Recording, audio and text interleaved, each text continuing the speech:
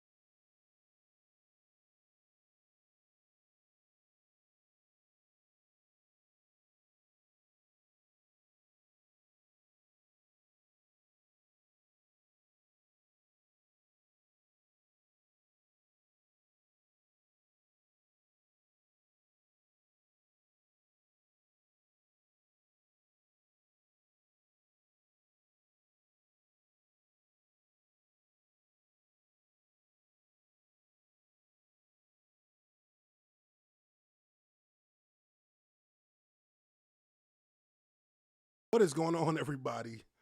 Welcome to Lineman Life Live.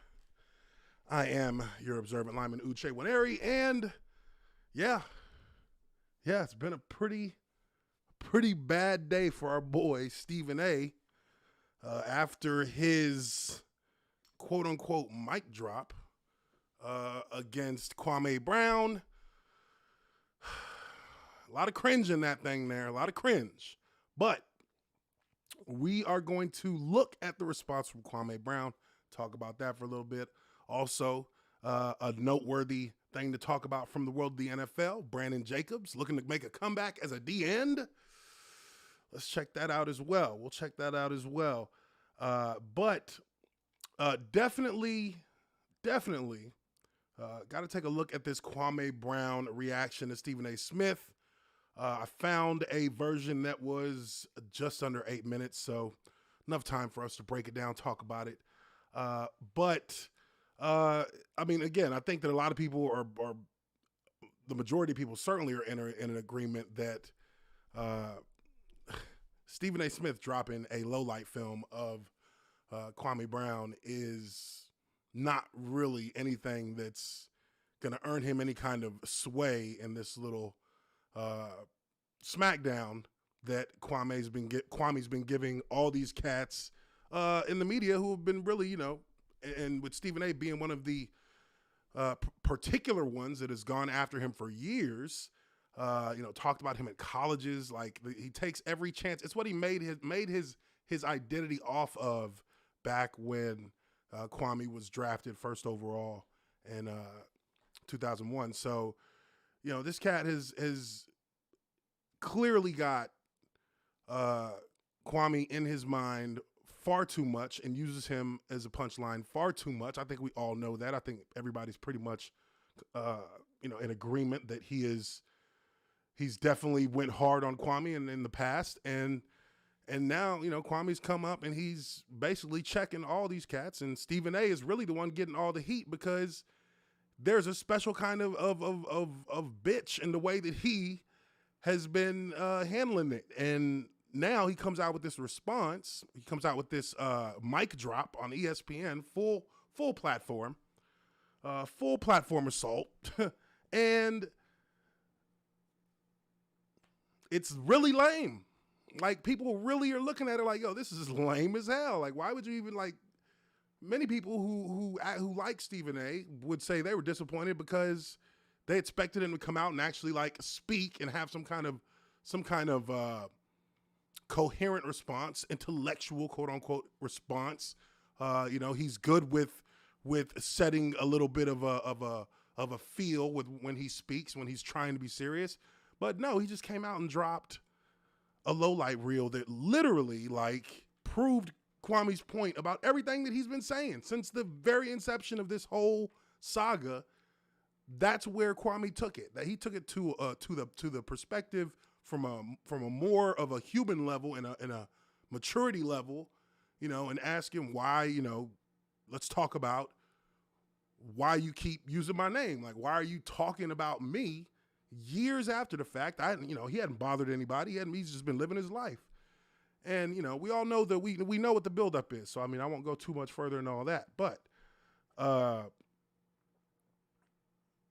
definitely proved his point. Definitely showed that he doesn't have the ability or doesn't have the permission to actually speak on a more down-to-earth level and really being real about it rather than trying to, somehow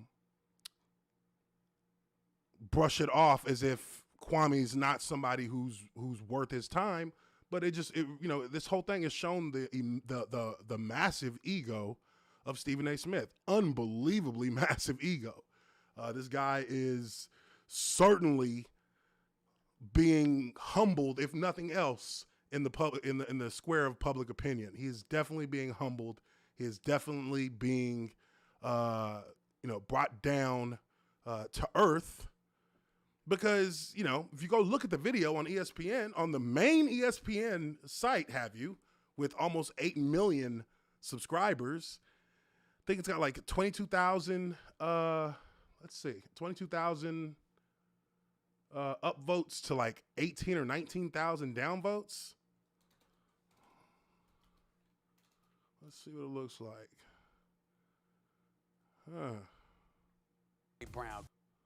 Yeah, 23,000 to 18. Let me switch it over there so you guys can see it.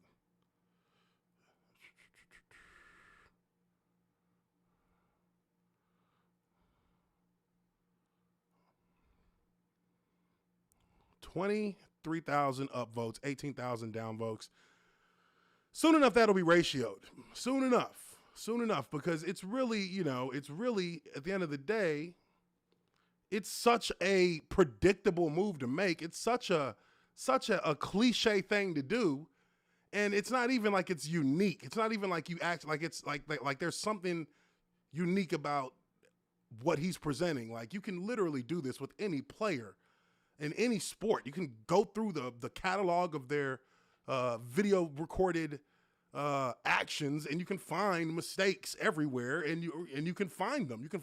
I mean, it's there's going to be guys who have more than others, but then again, how long are people on the court? How long are people on the field? How many opportunities? You can do this with anybody. Like, it's really like, it's lazy. It shows that he really is not, at the very least, creative. He has no creativity within him to actually, set this up as a mic drop. This is supposed to be a mic drop. No way. There's no way. This is quite the opposite. This is the guy who's freestyling in the alleyway with his homeboys, and he's the only one that goes, oh, when he finishes a line. Like, everybody's kind of looking like that was the punchline. Okay, cool, dude. So, it's crazy, but we're going to look at Kwame's response to this. Let me check you guys out in the chat. What's going on? NY Blackout, Alexis Martinez, what's up? Everybody's doing good, I hope. But yeah, so let's go ahead and let's get into this. This is like almost an 8-minute video. I might jump around a little bit depending on what I'm hearing, what I want to talk about. I mean, but he's dropping gems. But let's take a look at it, and let's witness the continued bodying of Stephen A. Smith. Let me get this straight. After you talking shit about a guy for 20 years and then openly admitting on airwaves, because what I said was you wasn't nothing but a paid boy for white people. And by your own admission, you sat there and said that some white guy, a coach, told you I couldn't play, told you I had a small hand. And even in the Roy Hibbert video, you little bitch, excuse me, that you got that little goofy, ugly E.T. motherfucking knock-knee bitch to lie. No chill. No chill. I love it. You know when he's getting ready to start dropping shit because he starts rambling. He starts ringing them cuss words together. He starts ringing them together. That I had a better career than that punk. So you should have been calling him a bust since you dragged his ugly ass out of there talking about, I was 16, he wouldn't talk to me, you bitch. I wouldn't talk to your ugly ass now. And if I knew you act like that, and I did run into you for real in real life and not you making it up, you looking up and around and shit, anybody who can read body language know your bitch ass lying. Shut your motherfucking mouth, nigga.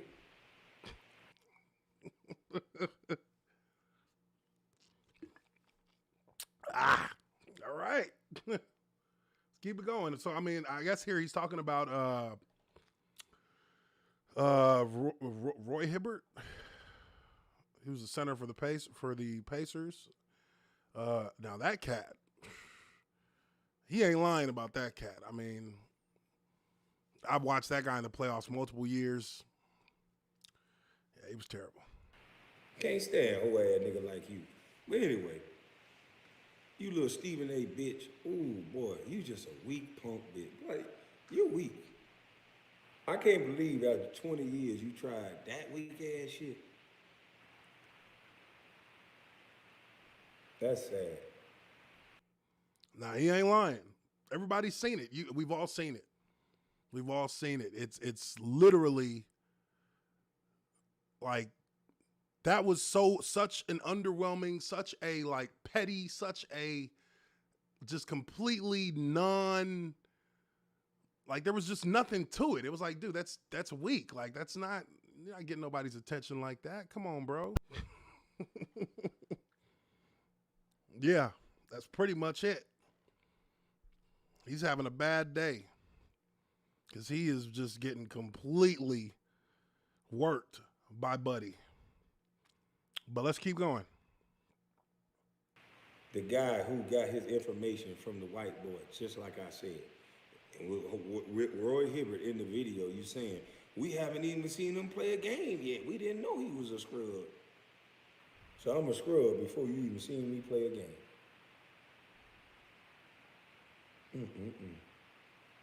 Why was you at them colleges, though? Stephen A., why was you at them colleges? I would have loved to have been able to ask you questions. You sit here talking all that shit, doing this Roddy Piper shit, and then don't have nobody ask you questions. That's that weak-ass soy boy shit you teaching them kids. You a participation trophy-ass nigga. That's why you ain't got no real motherfucking frat degree. Shout out to all the real cute dogs that got online and earned their shit. Not your bitch ass, you honorary punk. And guess what? All the real homies, when a nigga was finna give me an honorary Q dog, you know why? Because I've donated to them almost every year. When they do something, I donate to the bros. So I know a lot about you, you weak punk bitch. And you know what one of the homeboys told me? That's on my foundation. He said, I'm not even gonna let you do the little weak shit Stephen A. Smith did. They're not gonna respect you if you're an honorary Q dog. We're not even gonna let you do that to yourself. You're a real one. So you bitch ass nigga, you not respected in no real circles other than your white zaddy, you punk bitch. So here, when he's asking him what he was doing talking to those colleges, I mean, if there's a video online, you can check it out. I actually, a matter of fact, I think I posted it yesterday on Twitter. Give me 1 second.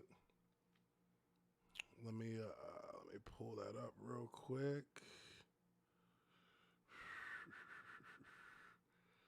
I pulled that up, and it was, I mean, it was really some bullshit. Not gonna lie. This guy was sitting here. I mean, he's talking at colleges. Like it's like his entire purpose for being there was to be speaking on different, you know, on things that are relevant to the now. And this guy was literally like going out of his way to talk about Kwame Brown. Like for what? Like for what? Like it's like he literally, where is it? Here we go.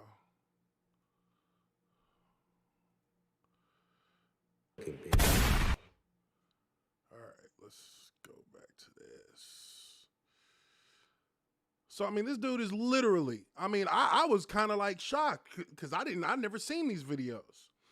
But, I mean, this is how, you know, when they talk about Kwame being like going after people with personal attacks like Stephen A. Smith did, which was total bullshit because Kwame was just reacting, and anybody who had an issue with him on a personal level, he clapped back at him. So Stephen A. lying, saying that he came at him with personal attacks, but let's look at all these different things that Kwame Brown has said. I mean, not Kwame Brown, Stephen A.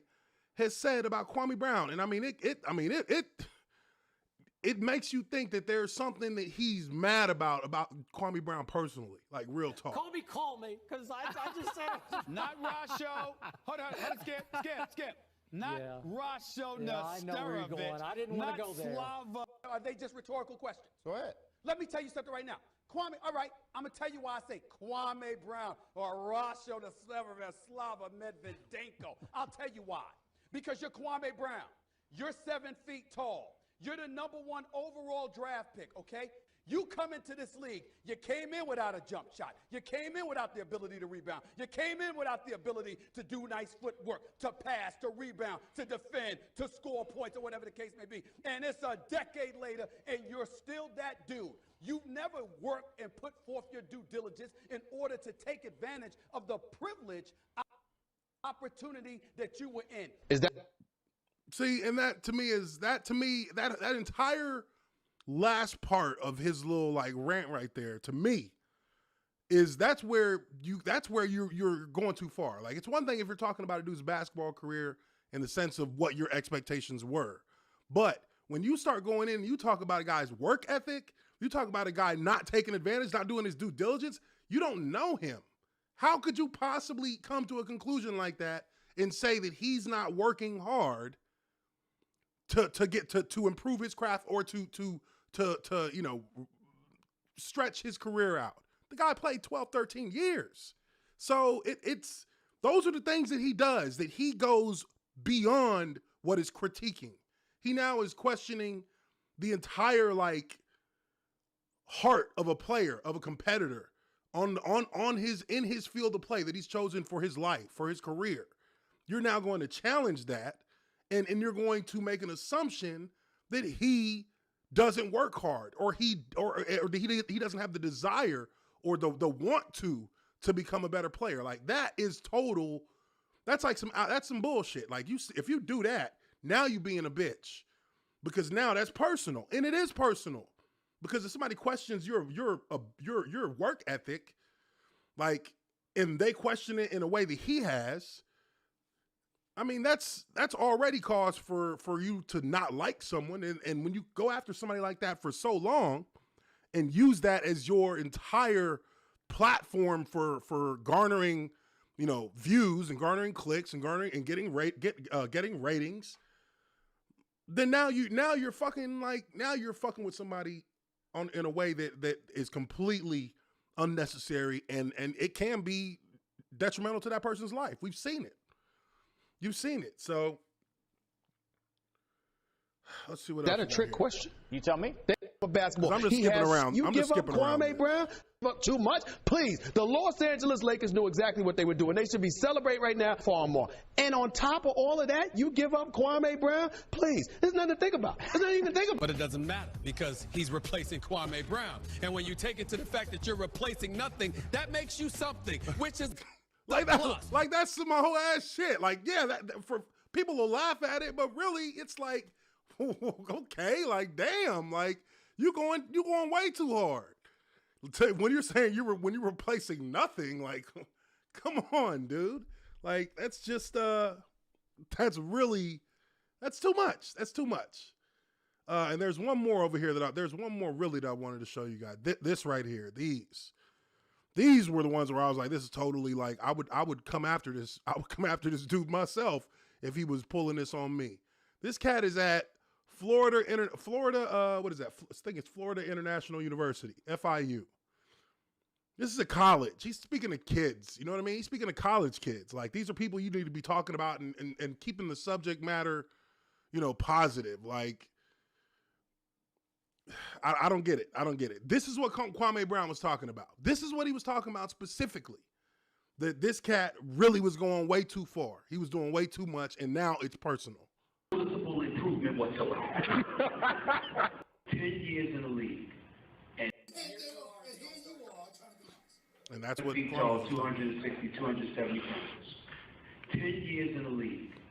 And there is no noticeable improvement whatsoever. That's my issue.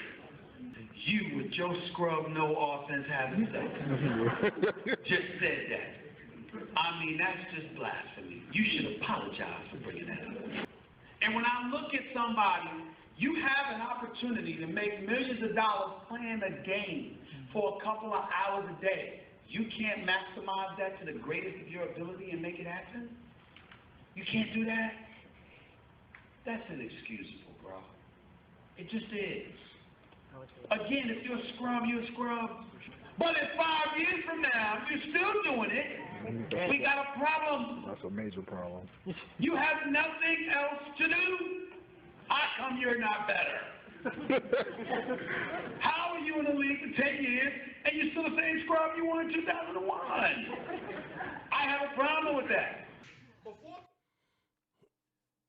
See, it's like, like I said, this is some hoe ass shit, because you would think that this was a stand-up comedy show. the way that he's playing, the way that he's talking to those kids, the way he's talking to those college students.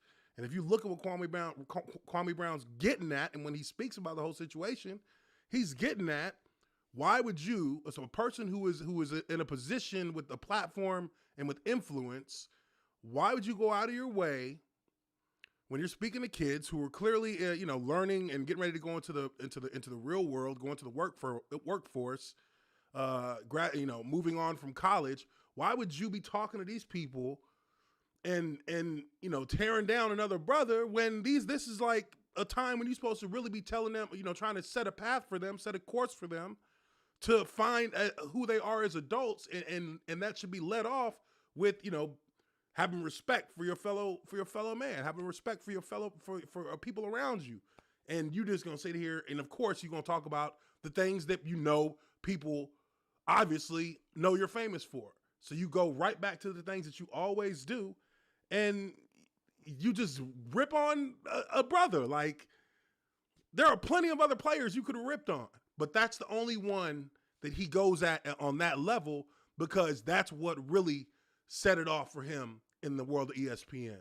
So that's a bread maker for him. But he goes way too far, because bro, you ain't even an athlete. Like, you don't have the ability to do anything that Kwame Brown did. Like, you don't have his abilities, period. Like, you don't even have the genetic layout to be able to accomplish what he accomplished. And you're taking it to a level where it's almost as if you have a personal problem with this cat. So of course, if I was him, I would have blasted on your ass too. I went to a Lakers game at Staples Center, and there was a moment where they were up comfortably. So Phil Jackson decides to call Kwame Brown's number on 5 consecutive plays. That doesn't happen. Kobe doesn't get his name called on 5 consecutive offensive plays. He did that for Kwame Brown. First play, he bounced it off his foot. Turnover. Second play, turn around jump shot. Air ball. Third play, he got stripped. And then he got moved. Fourth play, jump hook. Air ball. Fifth play, he just gave it up to the referee like he knew he was going to turn. Kwame Brown. He's no Kwame Brown. He's no Slava Medvedenko. He's not one of those guys, Horacio Nesterovich. See, like, it's all his character, and he's playing that shit. He's like really buying into that shit. Like, that's what's crazy about the whole situation. But that, okay, he's talking about basketball there, like I said. But when you go into like these different spaces where, it's years, bro. It's been years. This guy, like, I think he retired in 2011, something like that. Like 2012, something like that. Like, dude, it's been years. Like, find a new grift. Find a new grift. But let's go back to what Kwame was talking about. Let's hear from him. How you like that?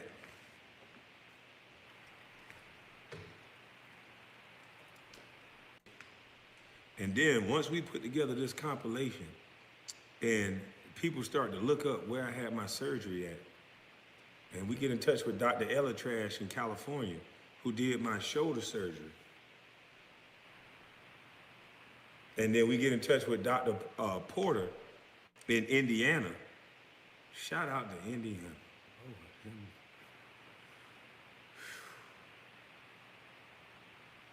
shout out. Anyway, Dr. Porter did my surgery in Indiana. And yeah, it'll corroborate my story. And I got traded to Memphis, so yeah, I played hurt a lot. But the only time you got video is when I was playing hurt.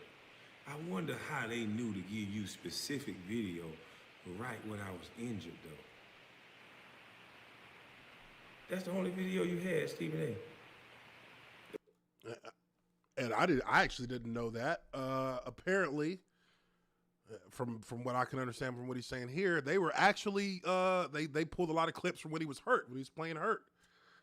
Shoulder surgery. I mean, shoot, I've had shoulder surgery before, and shoot, my shoulder is bad right now. And yeah, it's not, I can't even, like, I would have been able to play basketball. Shoot. Football, I mean, everything's in your frame. You're using your hands in your frame. Basketball, you're doing all kinds of shit. So, that shoulder, if you got an injured shoulder, especially when you get into weak positions where your arm is out to the side, where if somebody hits it, it can pull your shoulder back. Or if you're going up for something in the air and somebody smacks your shoulder or smacks your arm while you're trying to reach up, like you literally can. I've separated my shoulder doing that before, oddly enough, playing basketball. But those injuries can be that's real. That's real. But let's keep going. We understand the points. That's not. I'm not even. And they're actually like, they got the video. He got all the clips from when he was injured. So if he was injured, if he had a shoulder injury at that time, all those movements, it makes more sense that it's harder for him to hold on to a ball when he's turning into traffic, because when there's pressure on your forearms going up, it all goes down to your shoulder. And that really does affect your ability to really be able to like be effective at all. Even contesting that, there's nothing to contest. Why you ain't talking about minutes played? And why can't you understand, just like Jalen Rose said, once somebody put a label on you, it's hard to get off that label. Ain't you keep talking about how small my hands is? And that label came from where?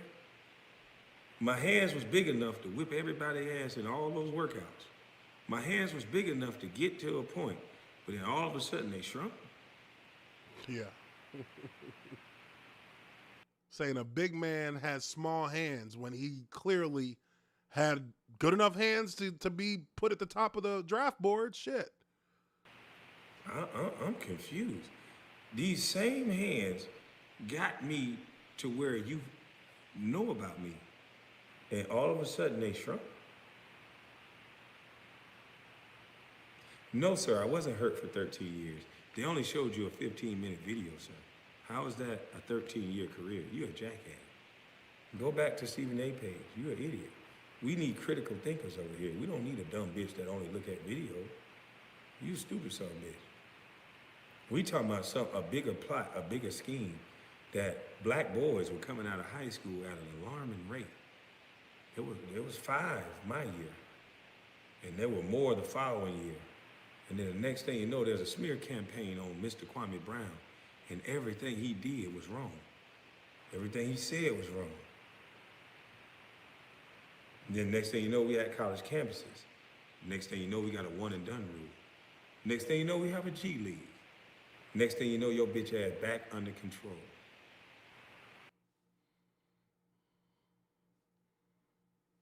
Logical.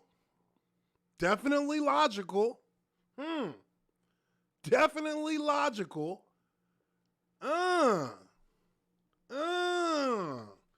It's the money train. That's the money train. That's how that they like you. So basically, this was, and I'm just kind of piggybacking on what he was saying.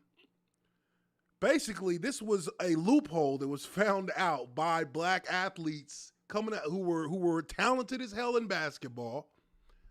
And these guys were coming out of high school. They were skipping college. And there was a lot of issue in the sports media about high school basketball players continuing to come out of high school, skipping college. Guys who were in college going 1 year and leaving. Derrick Rose. Guys who, John Wall. These are guys who would just play 1 year. I think, what's his name? Coach Calipari from Kentucky. That cat was just, it was a machine. He was just getting them in and getting them out. 1 year. In, out. In, out. So that's that's killing money for the NCAA, because you don't have those superstars who are highly touted recruits. You don't have those guys going into college. You don't have them enriching the college system through athletics. Those guys are skipping that step and going straight to the NBA.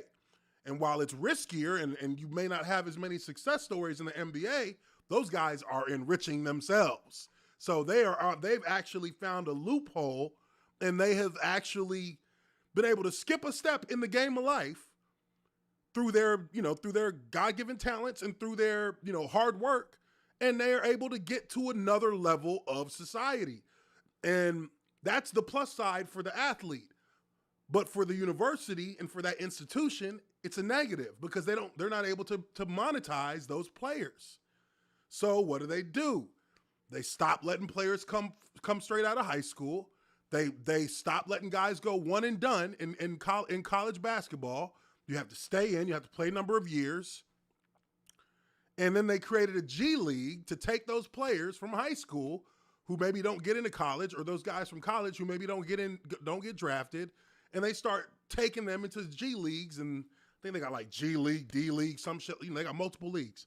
And now you have fortified, you've reinforced the entire institution and you've closed that loophole for the athlete to actually find a way past one of the checkpoints to get to their ultimate destination. So it makes sense what he's saying. And have I known that? I've kind of known that because college football had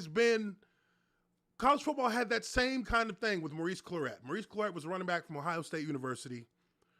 And he was one of the first, I think he actually was the first, sorry, freaking Mike. I think he actually was the first college football player who it was rumored, because I was in college at that time. That was my sophomore year in college when he had got to Ohio State, or my freshman year, I can't remember exactly. But this literally was like Maurice Clarett could go one and done, and there was a little bit of an issue that the teams were talking about whether or not a player could go 1 year college football and then go straight to the NFL. I don't think it's happened, but there was a lot of talk about that.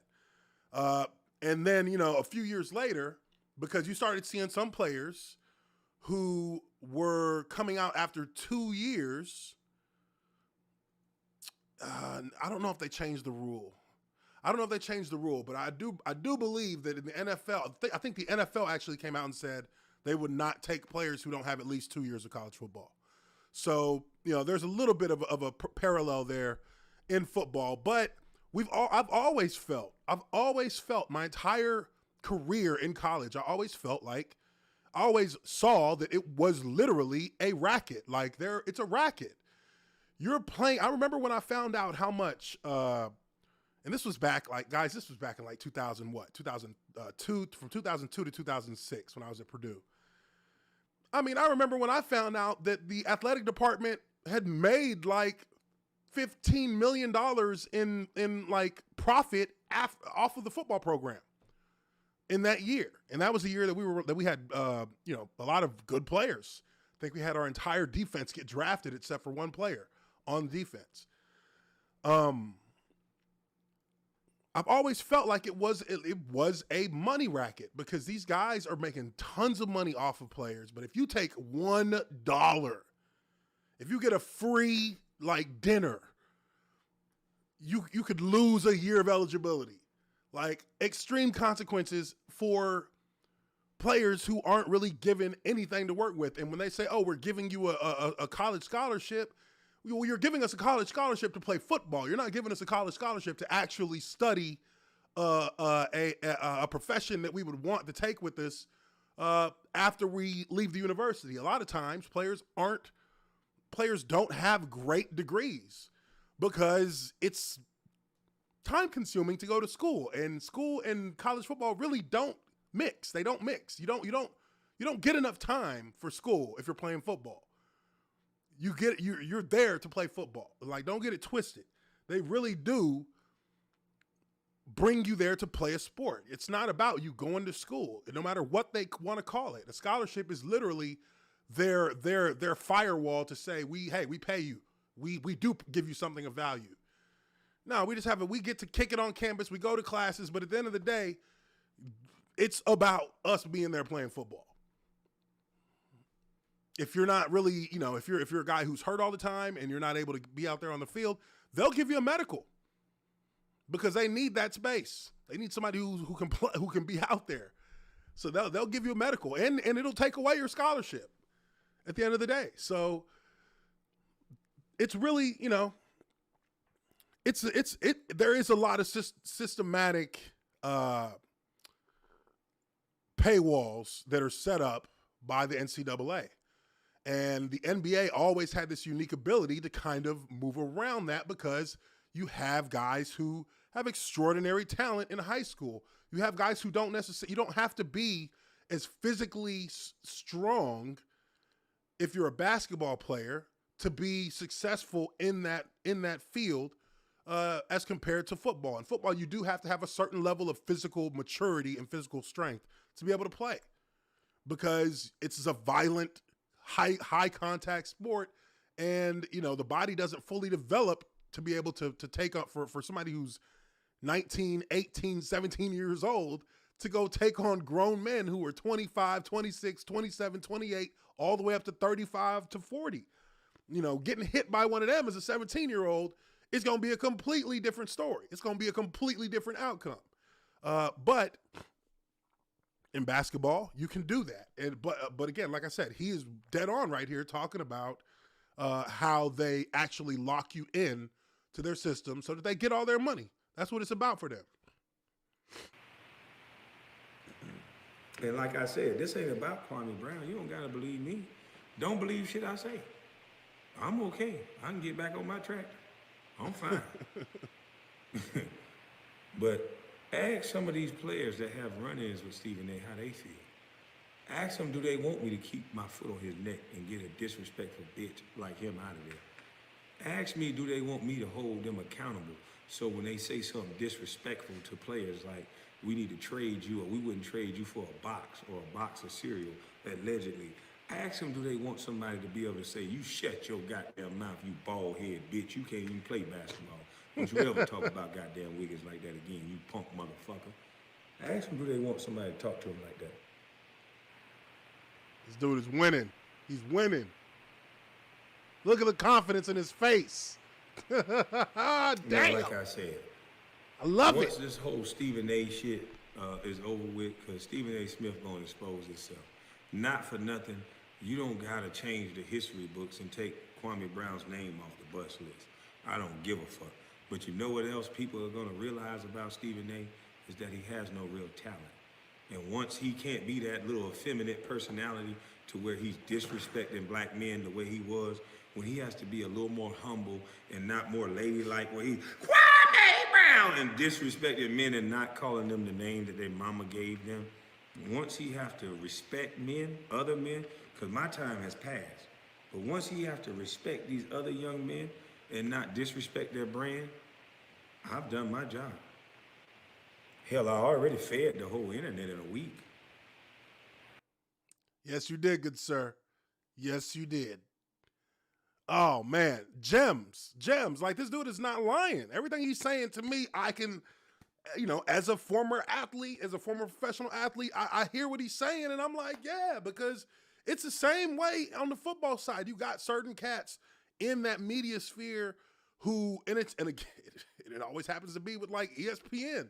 Like, these cats really talk bad about other players, but, I mean, Stephen A. Smith is a special level of that. Like, it's not, I can't really directly think of one individual on the football side who I would actually equate to Stephen A. Smith, because they're not that over the top and really that, like, to the edge of being offensive and really saying things that can be taken personally. And if you can't blame somebody if they do, because you really be doing too much.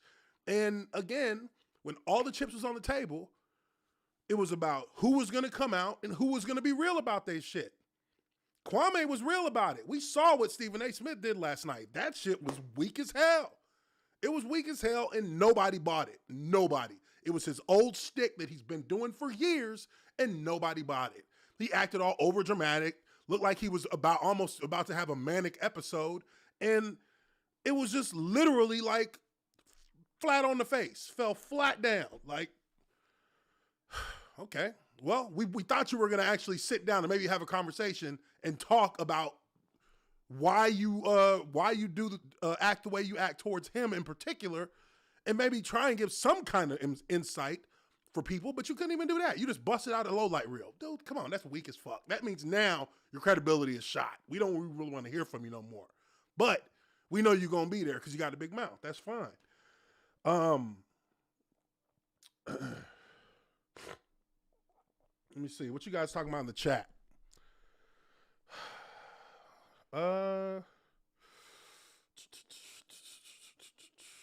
Christian Lattner was a bigger bust than Kwame Brown. Yeah. Yeah. Hell yeah. Also, what's his name? Morrison?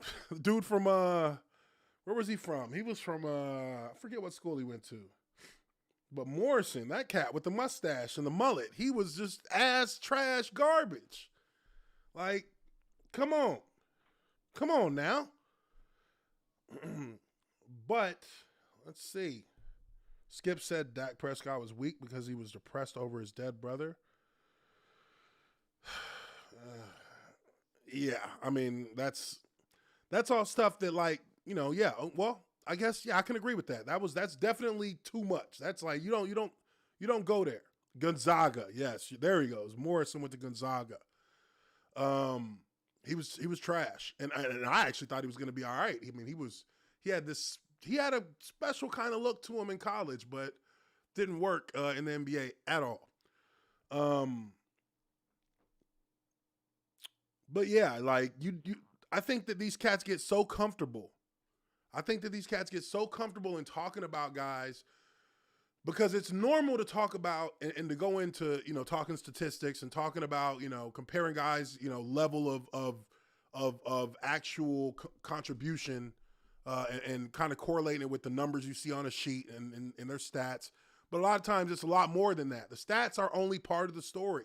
And these guys use these numbers in such an arbitrary way when they're speaking about players during their breakdowns, during their critiques, during their rantings. They speak about these cats and they literally feel like they can put guys on levels simply based on numbers that they see rather than actually like looking at the kind of energy that they bring on the court. Whether that, because there are some players who don't score a lot of points in basketball, but when they're on the court, something about the team either improves and becomes more efficient or breaks down and you don't see as much in way of scoring. And those are other elements that you don't necessarily see unless you're looking at like the plus and minus, which sometimes that gives you an insight to it in basketball. But that's an aspect that is intangible. That's an intangible that doesn't really have a measuring scale that can always be applied to it. And it's really what a lot of these cats forget about. And they forget about that kind of, or about talking about those kinds of things because they never played the sport, usually. These guys who are making all this money like Stephen A. Smith doing what they do, it's entertainment. It's not actual analysis because analysis would factor in things that are intangible to the sport. They don't do that. So it's it's entertainment, but they think that there's so much power in that level of skewed perspective that they have. They think there's so much power in that they take for granted the fact that at a certain point, people begin to realize that that you're only one level deep. You don't have more to add to the conversation in a way that actually speaks to players' true influence on their field of play. I mean, a little long-winded, but that's how I see it. I mean, and that's why I can relate to what he's talking about because you see that from on a player's side of the wall. You see that a lot, and people who are fans, a lot of them make their decisions on whether or not they like players because of that. Like they don't know about those extra layers that actually have just as much in way of effect on the field of play as what you see on paper. And I say it like this. Hell, I already fed the whole internet in a week. I've done my job. Hell, I already fed the whole internet in a week. Yeah. And I say it like this. You guys fed yourselves because you listening to the story. And we going to keep eating. And Stephen A., you ain't never done nothing like that. All you've done is run your motherfucking mouth. You got $8-10 million. You could have been feeding people. You could have set up something to feed people. All right, so that is that as far as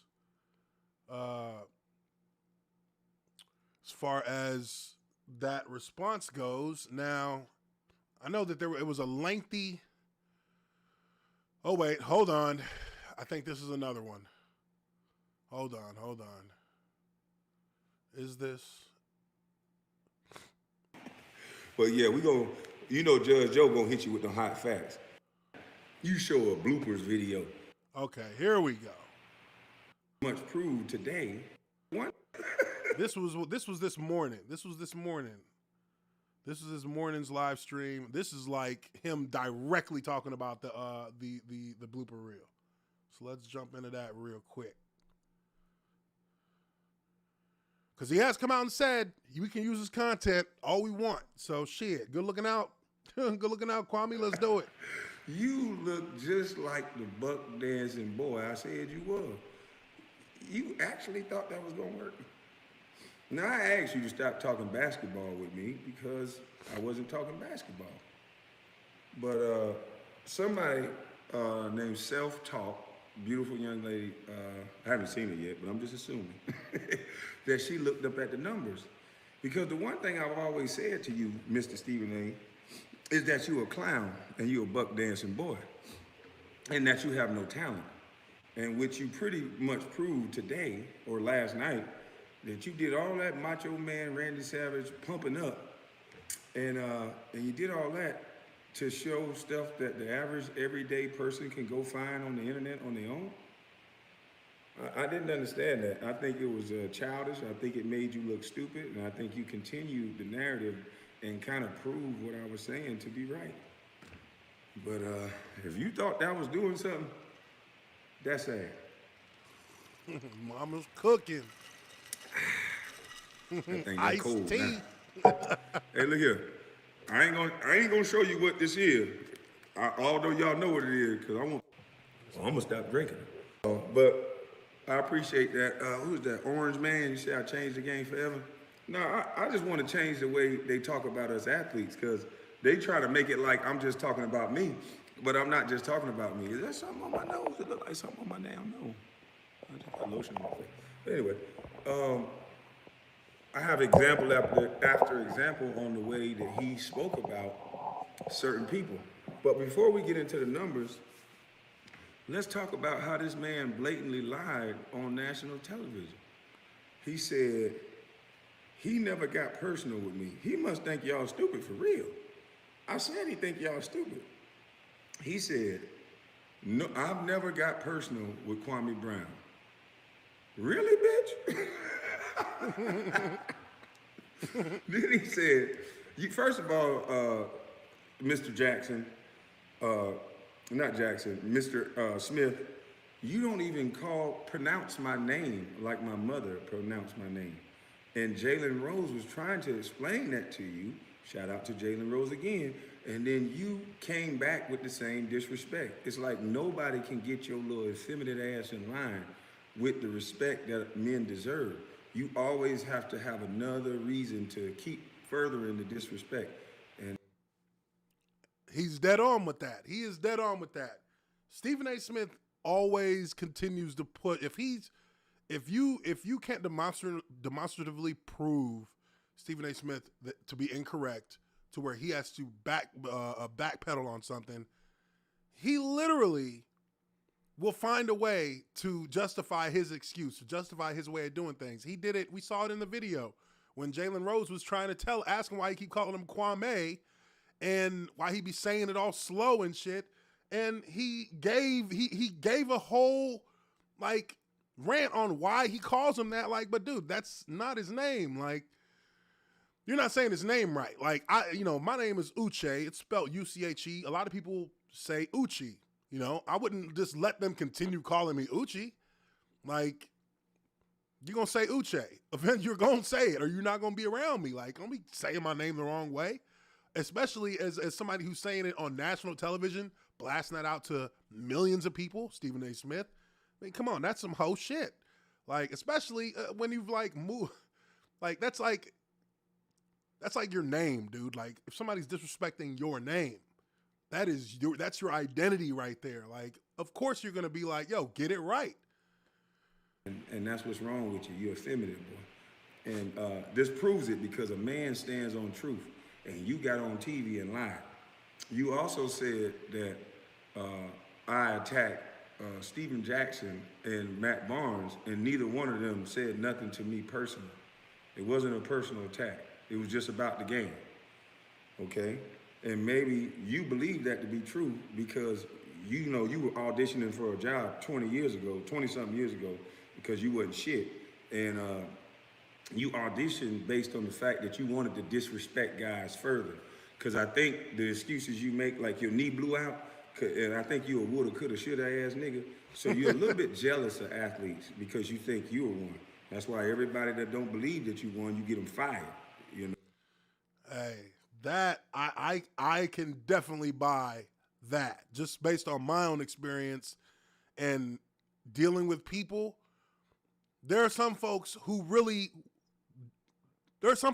hate because, you know, you're an athlete. There are some people who see that and they really do be hating. They don't try to do it like out in the open like Stephen A does it, but they kind of like low key hate on you. You know, you always heard. I mean, that goes back to like high school for me. I always heard things about people talking shit about me, getting a scholarship to go play college football. People was, oh, just because he's big. Like, no, motherfucker, it's because I'm good. Like, what you mean? Come on. But no, I think that Stephen A has gotten into his mind for some reason that because of his expectations and the fact that they weren't met, and this is the thing, I don't even think that these were Stephen A's expectations for Kwame Brown. I think that Stephen A didn't believe that Kwame Brown should have been a first overall pick.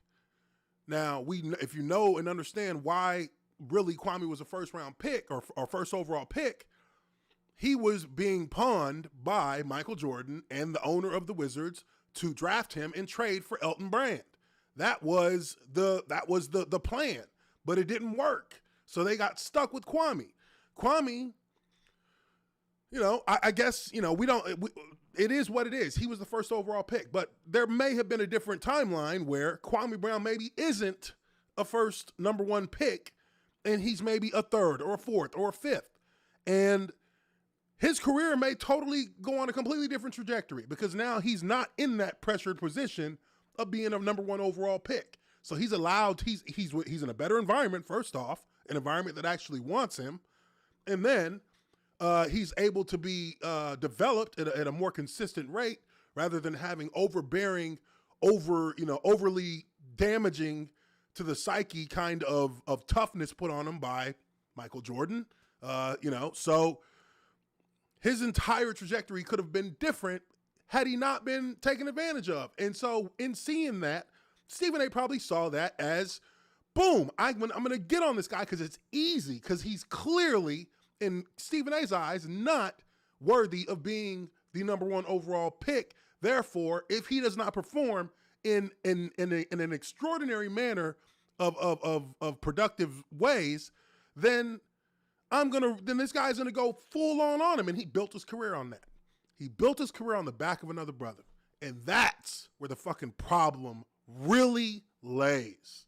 Now, your true bitchness is on full display, because that's probably a much more accurate assessment of the relationship there and the animosity there because of that. That's crazy. No, you one of them guys, so you found the way. You can't do, so you found the way to talk and run your mouth, and that's how you got seen. But we're just gonna expose how you don't stand on no truth, though. So Matt Barnes wasn't personal. So they stop a fact, right? They stop a factual talking point that somebody was trying to make, because I know in your world facts don't matter. But it was 3 people in that trade. It was me, Javaris Crittenden, and Kwame and Mark Gasol. So she remembered too. That's cool. You stopped her, Matt Barnes, from stating a fact only to diminish me like I'm so insignificant that I don't need to be mentioned in the trade. And then both of you start giggling like schoolgirls.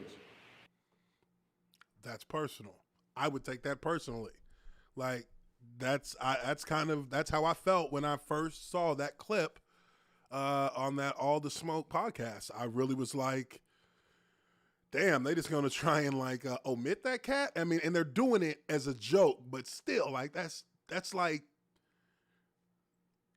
kind of disrespectful. Like even when like, and it's one thing if it was a joke, but they went so far with it. Like he's Matt Barnes is smacking Steven Jackson's arm, and they're talking to one of the ladies, or the lady who was part of the Lakers that I guess she helped set up that trade, and it totally went over her head. She didn't know that they were like making a joke, so she said it again. No, with Kwame Brown, and they like kind of played off, and then Matt Barnes is like, no, and then here comes Steven Jackson. Oh, that was a one-man trade. Like that's disrespectful, dude, because she didn't get the joke. And even at that, it's not even really about respect to her. She's like stating the objective fact. Kwame Brown was in the trade. What are you talking about? She doesn't get it. And they have already missed their opportunity to make that joke. So now they continue to go further in to kind of force the joke onto the lady. Like, and then they all start laughing. And the lady's really not even like laughing with him like that. Like she's kind of like, okay. Like, but that's disrespectful. That is disrespectful, bro. Like that, you don't do that. You don't do that. And even if it would have even been different if he would have followed up the joke with, I'm just messing around. Kwame was in the trade, but we're talking about his basketball skills, quote unquote. That's more acceptable because you're at least buttoning up that entire segment and saying this is a joke. We're not like trying to be intentionally malicious to Kwame Brown, but that's how they felt, and they kept pushing on the joke, and now it makes them look bad. But I noticed you were so respectful to Jeremy Lin. Shout out to Jeremy Lin, because I'm not a hater, but I know you're fitting my narrative. Then they wasn't disrespectful. They go into their individual podcasts or individual live streams and say my life is dirt, my life is nothing. I buried myself. I'm a bust. I'm a bum, and I'm clout chasing. See, and that's the thing, man. Like you can't be like it's kind of ridiculous to me to a certain extent because in the NFL, I mean, regardless of where you were drafted, regardless of how much money you made, regardless of, how long you played, if you make it into the NFL and you make a 53-man roster, then you're in. Like you're in amongst your peers. You're in. Like if I ever run into a guy who played ball in a public setting, there's an instant connection there because it's like a fraternity. It really is. Like you're connected immediately. And if this dude, if y'all are like going to go out and, if you're going to go hang out with a cat, whatever, if it's going to go be dinner, then you'll go sit down with that guy in a heartbeat because y'all both were NFL players. You're basically like, that's a fraternity. There's a little bond that's connected from just being in it. So there's an instant level of comfort and trust that automatically goes just on that plain, first encounter level if you don't know the guy. But even more so, the simple fact that, you would actually sit on a podcast and actually talk down in a like really shitty way. I mean, about another guy and just kind of omit him and be dismissive of him in general. Then say on your own shit that he's dirt. His life is dirt. Like, come on, dude. Now, here comes the flames. We all know that. That's not personal. Matt Barnes said he know I'm hurt. He know I'm crying for help. Somehow this angry nigga that jump over gates is somehow the most controlled Stuart Little psychologist, psychotherapist now. He knows everything about somebody else when he can't keep a woman and can't stop jumping over gates to fight motherfucker. Well, okay. And then he invited me to a boxing match when I'm the only one that wasn't talking about no fighting. So if that ain't disrespect, I don't know what it is. If that's not. It's another good point. Another good point. He's talking about respect.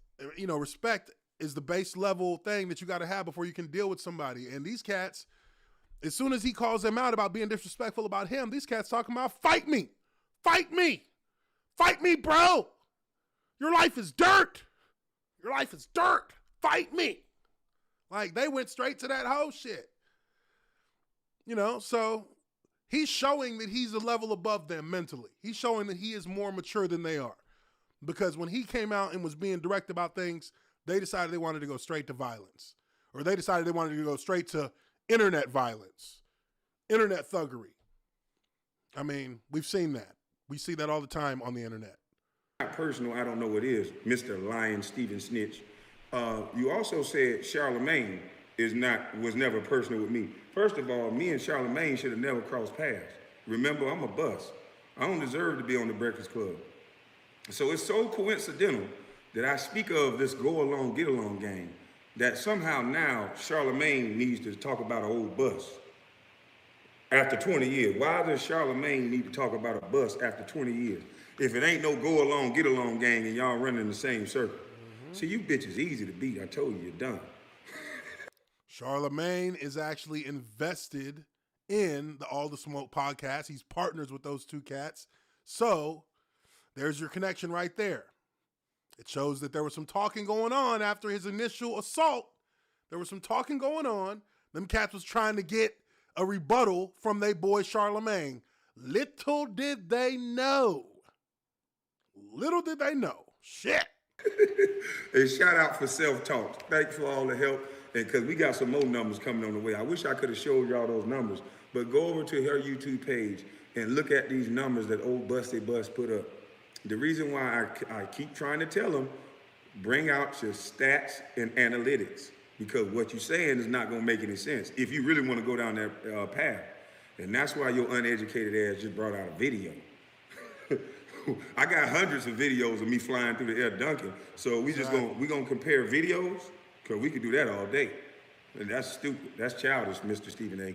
That you didn't answer one question of who the fuck sent you to those colleges? Who sent you to those colleges, boy? And why you sitting there lying saying that nobody disrespected me when Charlemagne the God got up there and talked about my entire family? This man told me things about my family that I didn't even know.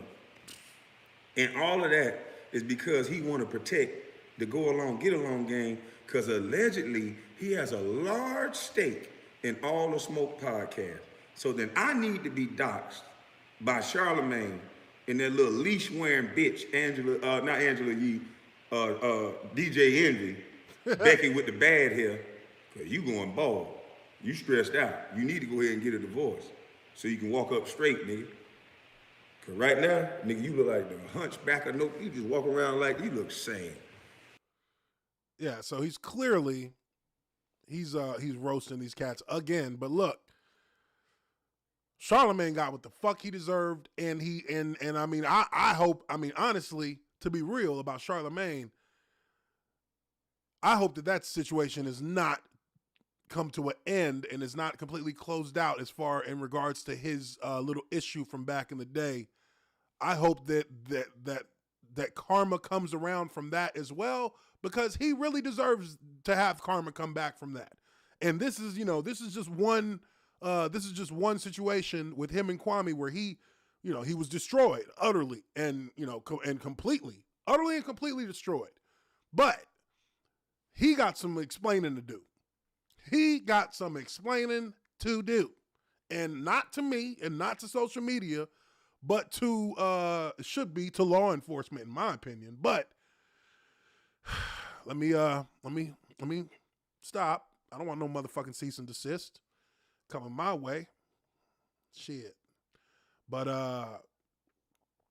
yeah, this is a 39-minute video. We're not gonna go through all of it, obviously, but I definitely, kind of wanted to kind of bring this thing full circle with this entire saga because, I mean, I would think now that he is literally slayed. He has slayed all these motherfuckers. Let's be real. He's slayed all of them. Matt Barnes, Steven Jackson, Charlemagne, Stephen A. This motherfucker went 4-0. 4-0. He ain't lose to name one of them. Because he was just being real. I heard him mention Machiavelli in one of his videos, and I mean, once he started talking about that, I already knew what time it was. I knew the dude had his head on and actually was strategizing on how he was going to deal with cats, because that's what you got to do. This cat obliterated every cat who has been using him to prop themselves up or using him as butts of jokes and getting laughs off of his behalf. He has obliterated the entire field and won't nobody else step to him. You see it. Nobody else will step to him, and nobody on the player side is talking about it. Nobody on the former player side is really jumping into it and talking about it. On the mainstream, in the mainstream realm, they're not talking about it. They're not gonna like dive into it because really deep down, cats like Shaq, cats like fucking Charles, cats like a lot of the other guys who are on national TV regularly. A lot of them agree with this cat. A lot of them agree with him, I would assume, because as a player, I see what he's saying and I agree with him, as a guy who played on the professional level. So I see what he's been, I understand everything he's saying. I can relate to what he's saying, and I understand where that frustration comes from. And sometimes you literally just got to go and handle business, and that's what the fuck he did.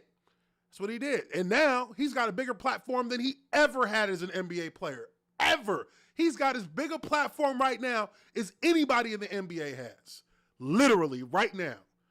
If you saw this guy's live stream with Judge Joe Brown, man, this cat they had 50,000 people watching on that live stream. He has, in 1 week he put in some work. In 1 week, he has literally obliterated the biggest talking heads in the urban hip hop. I mean, the urban NBA media scene, the mainstream NBA media scene, and he built his own platform literally in 2 weeks. In a week, in 10 days. In 10 days' time, this dude went from 50,000 subscribers to 300,000 subscribers. He done built a platform just kicking ass. Kicking ass. And I ain't mad at him. Shit, shit. Come on my podcast, dude. Shit, let's talk. Because, man, woo, that's impressive. That is the power of being real and being true to yourself and being true about shit and not just being a part of the trend that's happening right now. Trends are cool to like get into and to dig, but at a certain point, it can't be the thing that actually dictates how you actually view and talk about people that you know better than to really pile on them like that. They kicked this cat when he was down. They kicked him when he was down, and they kept kicking him his whole career. And even in his post-career life, they still kicking at him. So why not go slaughter him? That's what he did. He slaughtered him. It's over with now. He gonna have endorsements. He gonna have sponsors. He gonna have everything he need in the next 3 months, period. And he didn't even need it. He just got it for himself, and that's his reward. Those are his riches. That's the booty for what he did to these bums. They fired shots, and he came back, and he just destroyed them. So he gets to the winner goes the spoils. His spoils are coming very soon. Shit. Woo! It's fun to watch. Not gonna lie. It's fun to watch because part of the reason that I kind of just stopped watching like ESPN and I just stopped watching the regular sports news cycle was because it became so predictable. The formula, you caught on to the formula after like a year, 2 years. When they gave Stephen A that big deal, like the formula was locked in at that point already for a few years by then. But still, like, it's like, man. And I mean, look, I I am not, you know, I don't want to get into politics, but I'm a little bit of both when it comes to what I like, things that I like and things that I don't like in the political world. And it's not, but I am by large a more liberal / open-minded person. I'm not like a left. I don't even know what the fuck the difference is with these shits. I just feel like live your life how the fuck you want, enjoy it.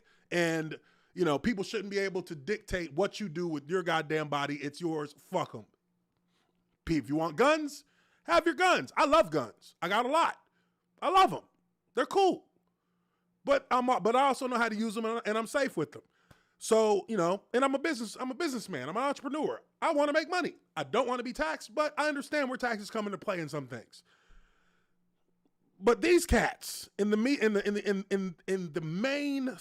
mainstream sports media, that scene by itself, it has become a reflection of Twitter. It has become a parallel. It's like tethered to the Twitter world. All this stuff is tethered to an imaginary landscape that people live in during the day. A place where everyone has a voice, where everyone has a platform, where everyone has the ability to shit post and talk shit and think that they know everything they're talking about. And I'm guilty of this myself at times. But how many people are truly self-aware about what Twitter really is? It's the Matrix. It's literally just, it's not real life. It's literally not real. It's just a website.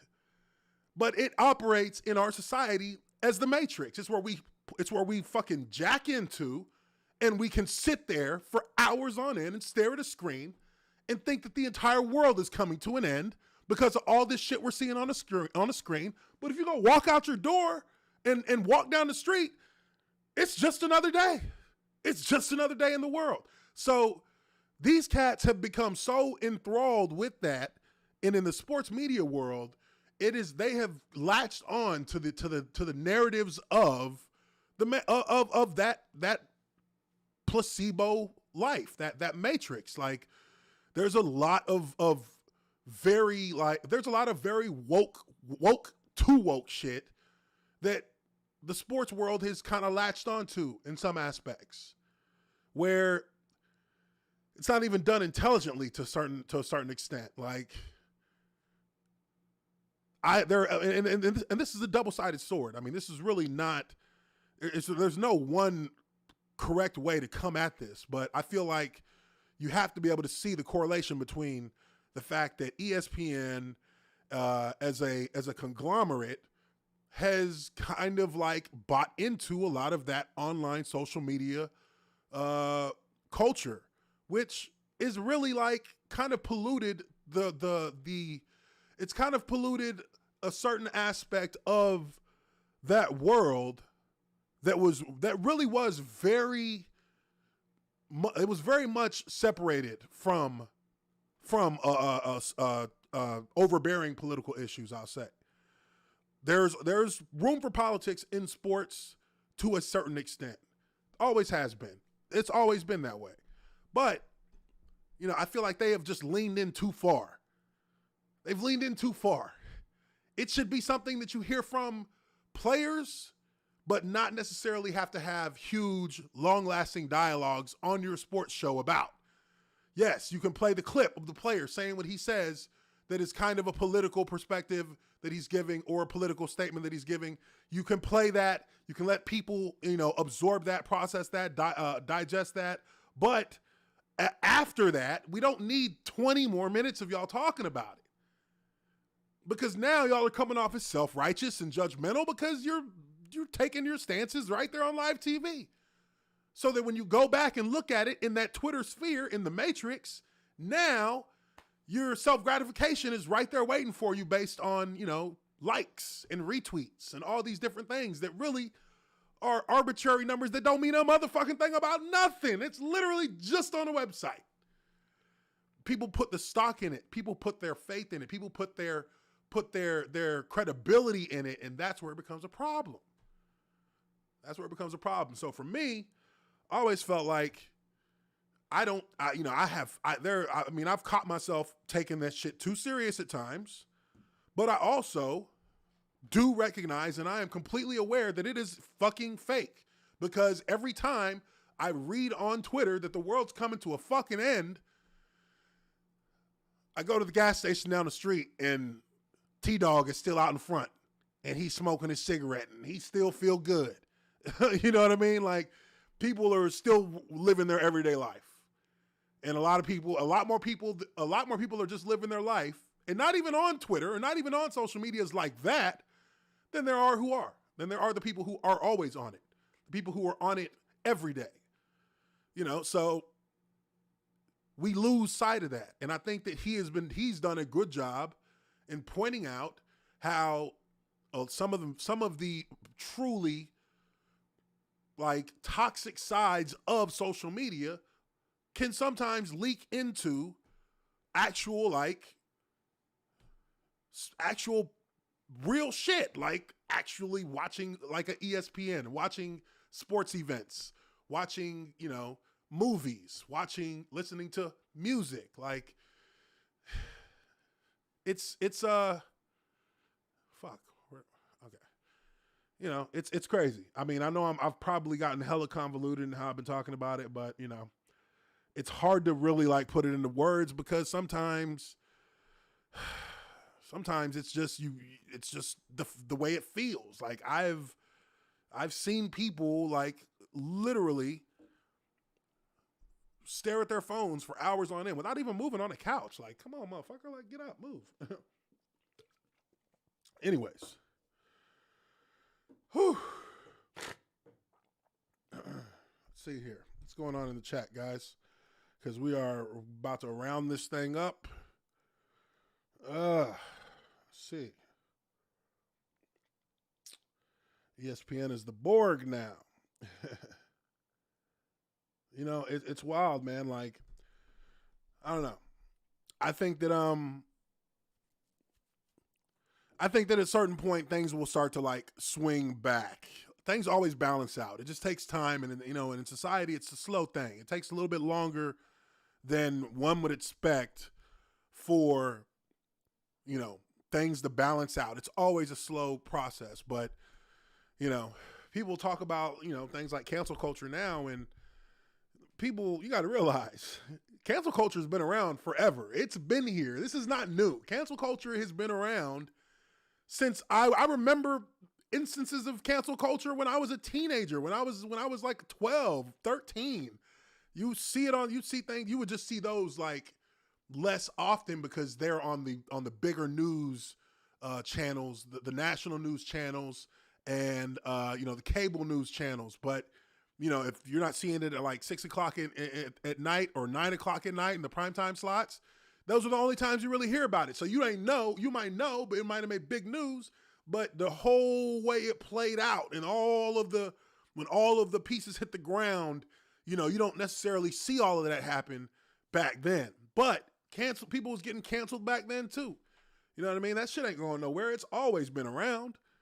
It's just now you know when it happens instantly and you see the entire fallout because there's such a fast, rapid pace of information flying from one end to the other. You know immediately. Back then, you found out like when Entertainment Tonight came on. You found out when like Inside Edition came on.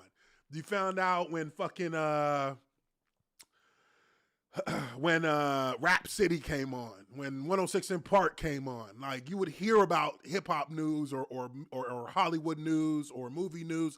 All those things you would hear about like once or twice a week. So you didn't really get all the juicy parts of it all the way through. But now you get that shit 24/7. So that's what we deal with now. That's what we deal with. But anyways, that's going to be it for this one, guys. I do appreciate everybody for being in here. Make sure you smash that like button if you haven't already done so. And if you're not subscribed, go ahead and subscribe to the Observant Lineman Uche Nwaneri. I will be back on here again Monday. We'll be back on Monday at 6 p.m. Eastern. So make sure you hit that notification bell so you can get reminded. And, you know, hopefully we'll be able to be completely done with all this stuff. But if not, hey, it's still good stuff to make content on. I have fun with it. It's got it's got a good feel to it. Kwame Brown right now, he's the hero that we need. He's just the hero. He's just not the hero that we deserve. No, I said that wrong. Did I say that wrong? Is that how they said it in Batman? He's the hero we need, but he's not. But he's the hero we need and the one we don't deserve. Something like that. But correct my Batman quoting if you know how to correctly say that. But again, appreciate you guys very much. Gonna hop up out of here. Hope everybody has a wonderful weekend. Take care of yourself. Take care of each other. Show respect to your fellow Americans, your fellow human beings, and I will see you guys on Monday.